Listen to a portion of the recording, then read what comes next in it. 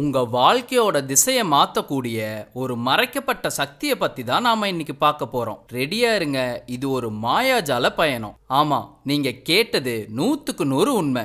உங்களுக்கே தெரியாம உங்க வெற்றியை தடுக்கிறதும் சரி, உருவாக்குறதும் சரி, ஒரு சக்தி உங்களுக்குள்ளேயே இருக்கு. அதுதான் உங்க ஆழ்மனசு. இது சாதாரணமான விஷயம் கிடையாது. உங்க எதிர்காலத்தையே செதுக்கக்கூடிய ஒரு பவர்ஃபுல்லான இன்ஜின். என்னைக்காவது உங்களுக்கு இப்படி நடந்திருக்கா? நீங்க ஒருத்தரை பத்தி நினைச்சுக்கிட்டு இருப்பீங்க, டக்குன்னு அவர்கிட்ட இருந்து ஃபோன் கால் வரும். இல்லைன்னா ஒரு பாட்டு மனசுக்குள்ள முணுமுணுப்பீங்க, அடுத்த செகண்டு அது ரேடியோவில் ப்ளே ஆகும். இது சும்மா கோஇன்சிடென்ஸா? இல்லை நம்ம ஆள் மனசுக்கும் இந்த பிரபஞ்சத்துக்கும் ஏதோ ஒரு ரகசிய கனெக்ஷன் இருக்கா? வாங்க அந்த ரகசியத்தை பத்தி தான் பார்க்க போறோம். நான் உங்கள் மிஸ்டர் உத்தமன். இது உங்க பிரெயின் 45. நம்ம எல்லாரும் இப்படிப்பட்ட மேஜிக் மூமெண்ட்டை வாழ்க்கையில கண்டிப்பா பார்த்துருப்போம். இதுதான் கோஇன்சிடென்ஸ். ஆனா இதுக்கு இன்னொரு பேர் தான் லா ஆஃப் அட்ராக்ஷன். இப்போ இந்த வீடியோவை நீங்க கிளிக் பண்ணி பார்க்கறதுக்கான ரீசன், உங்க வாழ்க்கையை மாத்துறதுக்கான கிளாஸ் தான் இந்த வீடியோன்னு இந்த யூனிவர்ஸ் உங்களை இந்த வீடியோவை பார்க்க வச்சிருக்கு. லா ஆஃப் அட்ராக்ஷன்ங்கிறது நம்ம என்ன நினைக்கிறோமோ அதுதான் நடக்கும். நீங்க நெகட்டிவான விஷயங்களை பத்தி நினைச்சுக்கிட்டே இருந்தா நெகட்டிவ் தான் அட்ராக்ட் பண்ணுவீங்க. ஆனா பாசிட்டிவா நினைச்சிட்டு இருந்தீங்கன்னா ஜாக்பாட் மாதிரி ஹாப்பியான மூமெண்ட்ஸ்லாம் சீக்கிரமா வந்து சேரும். இந்த லா ஆஃப் அட்ராக்ஷன் ரியல் லைஃப்ல நிறைய பேருக்கு ஒர்க் அவுட்டும் ஆயிருக்கு. உதாரணமா, ஃபினான்ஷியலா ரொம்ப கஷ்டப்பட்டு வந்த விஜய் சேதுபதி சேல்ஸ் பாயா, கேஷியரா, போன் பூத் ஆபரேட்டராலாம் வேலை பார்த்திருக்காரு. ஆனா இன்னைக்கு நம்ம எல்லாரோட மக்கள் செல்வனா இருக்காரு. எப்படி இவ்வளோ பெரிய அபரிவிதமான மாற்றம்? இவரை உயரம் கம்மின்லாம் சொல்லி ரிஜெக்ட் பண்ணியிருக்காங்க. ஆனா அவரு மனசுல ஒரே ஒரு குறிக்கோள் தான் தீயா எரிஞ்சிட்டு இருந்துச்சு. என் குடும்பத்தை எப்படியாவது வறுமையிலிருந்து காப்பாற்றணும்னு. அந்த ஒரு சக்தி வாய்ந்த எண்ணம் தான் அவ்வளோ நிராகரிப்பையும் தாண்டி அவரை இன்னைக்கு மக்கள் செல்வனா மாத்திருக்கு. இந்த நம்பிக்கை நம்ம ஊர்ல மட்டும் இல்ல, உலக அளவுல எல்லாருக்குமே இது நடந்திருக்கு. பிரபல நடிகரான ஜிம் கேரி தனக்கு தானா $10 மில்லியன் ஒரு செக் எழுதி டேட்டையும் போட்டு பேக்கெட்ல வச்சுக்கிட்டாரு. சொன்னா நம்ப மாட்டீங்க, கரெக்டா அந்த டேட்டுக்கு கொஞ்ச நாள் முன்னாடி அதே பணத்தை ஒரு படத்துக்கு சம்பளமா வாங்கினாரு. இந்த மாதிரி நிறைய பேருக்கு லா ஆஃப் அட்ராக்ஷன் ஒர்க் ஆயிருக்கு. அவங்க என்ன ஆகணும்னு நினைச்சாங்களோ அதாவே ஆவன்னு நம்புனாங்க. அந்த இடத்த அடையவும் செஞ்சாங்க. லா ஆஃப் அட்ராக்ஷனோட அடிப்படையே இதுதான். நீங்க என்ன நினைக்கிறீங்களோ அதை இந்த பிரபஞ்சம் அட்ராக்ட் பண்ணுது. நம்ம மைண்டு ஒரு எஃப்எம் ஸ்டேஷன் மாதிரி. என்ன ஃப்ரீக்வன்சியில் டியூன் பண்ணுறோமோ அதே மாதிரி சாங் தான் ப்ளே ஆகும். பாசிட்டிவாக டியூன் பண்ணிங்கன்னா ஜாக்பாட்டாக வந்து சேரும். ஹாப்பியான ஃப்ரெண்ட்ஸ் கிடைப்பாங்க, நல்ல ஹெல்த்துன்னு எல்லாமே நல்லதாக கிடைக்கும். நெகட்டிவாக டியூன் பண்ணுனா என்னால் முடியாது, எனக்கு மட்டும் இப்படி நடக்குது, காசே வரமாட்டேங்குதுன்னு புலம்பிட்டு மட்டுமே இருப்பீங்க. சக்ஸஸாக இருக்க எல்லாருமே எப்பவும் பாசிட்டிவாகவே இருப்பாங்க. கூட இருக்கிறவங்களையும் பாசிட்டிவாக இருக்க மோட்டிவேட் பண்ணிகிட்டே இருப்பாங்க. ரஜினிகாந்தை எடுத்துக்கிட்டீங்கன்னா பஸ் கண்டக்டராக இருந்தப்பவே அவரோட இமேஜினரி வேர்ல்டில் அவரை ஸ்பெஷல் ஸ்டாராகவே இமேஜின் பண்ணி விஷுவலைஸ் பண்ணி பார்த்தது தான் இன்னைக்கு சூப்பர் ஸ்டாராக இருக்கிறதுக்கு காரணம். அவர் எப்பவுமே பாசிட்டிவாகவே இருப்பார். இந்த லா ஆஃப் அட்ராக்ஷன் எப்படி இயங்குதுன்னு சொல்கிறேன், தெளிவாக கேட்டுக்கோங்க. ஃபர்ஸ்ட் ஸ்டெப் என்னன்னா, கிளியரா கேட்கணும். கிளியரா நீங்க என்ன வேணும்னு ஆசைப்படுறீங்களோ அதை போல்டா திரும்ப திரும்ப இந்த யூனிவர்ஸ்க்கு சொல்லுங்க. அது எதுவா வேணா இருக்கலாம். ஹெல்த்தா இருக்கலாம், வெல்த்தா இருக்கலாம், ரிலேஷன்ஷிப்பா இருக்கலாம். எதை பத்தி இருந்தாலும் அதை கிளியரா சொல்லுங்க. அதாவது சக்சஸ்ஃபுல் யூடியூபர் ஆகணும்னா குக்கிங் சேனல்ல 1 மில்லியன் சப்ஸ்கிரைபர் வச்சிருக்க சேனலா இருக்கணும்னு கிளியரா யூனிவர்ஸ் கிட்ட சொல்லுங்க. இதே ஒரு வீடு வாங்கணும்னா அதுல 2 பெட்ரூம் இருக்கணும், ஸ்கை ப்ளூ அண்ட் ஒயிட் மிக்ஸ்டுல வில்லா டைப்ல வீடு இருக்கணும்னு தெளிவா இருக்கணும். அவ்வளோதான்.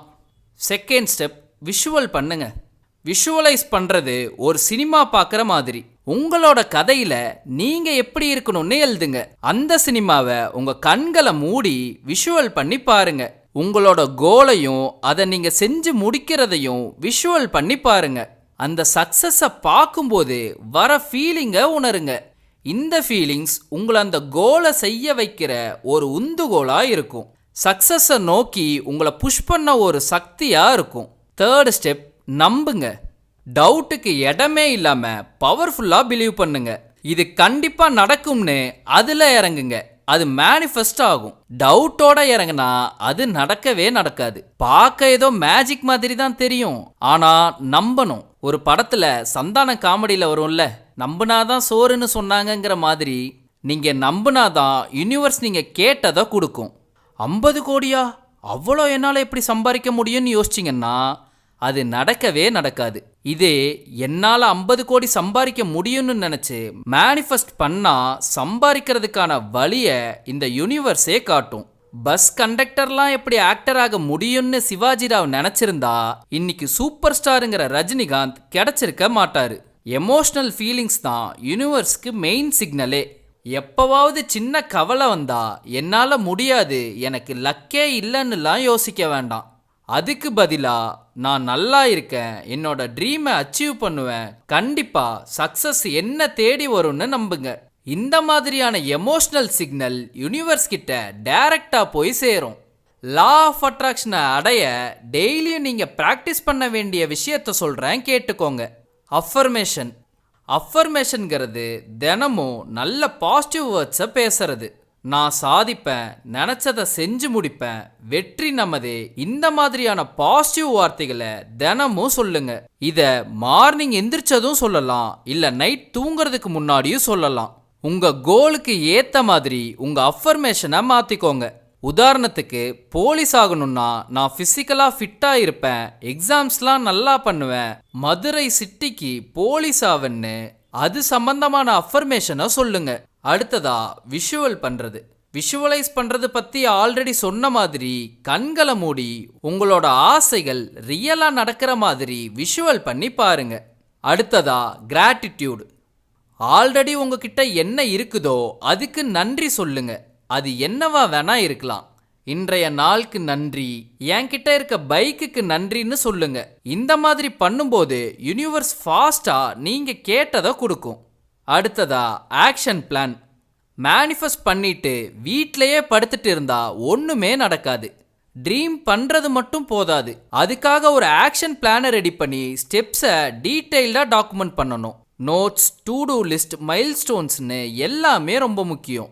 லாஸ்டா லெட் கோ. ஏன் எனக்கு மட்டும் இப்படி நடக்குதுன்னு புலம்புறத விட்டுட்டு கண்ட்ரோல் மீறி போறத யூனிவர்ஸ் கிட்ட விட்டுருங்க.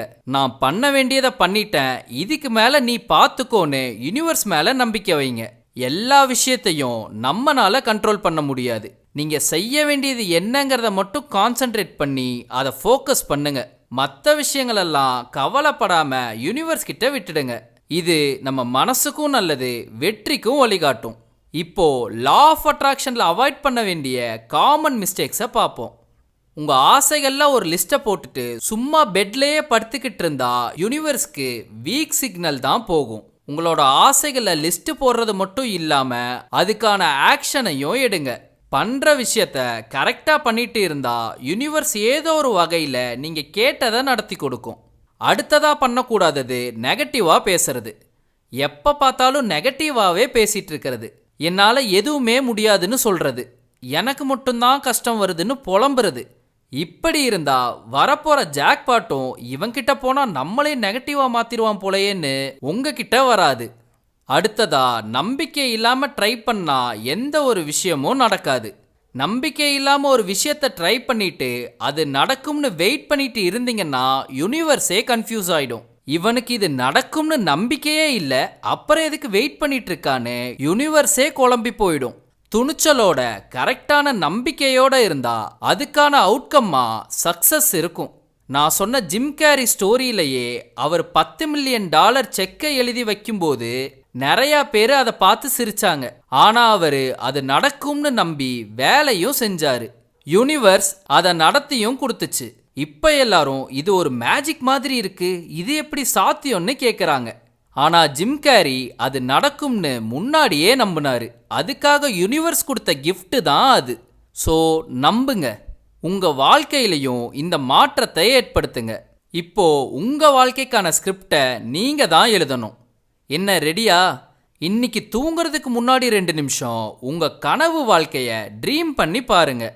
உங்களோட பேங்க் பேலன்ஸ் மில்லியன்ல இருக்கு, லக்ஸுரி கார் வெளியே இருக்கு, உங்க வில்லா ஹவுஸ்ல பெட்ரூம்ல படுத்துட்டு இந்த வீடியோவை பார்த்துட்டு இருக்கீங்கன்னு விஷுவல் பண்ணி பாருங்க.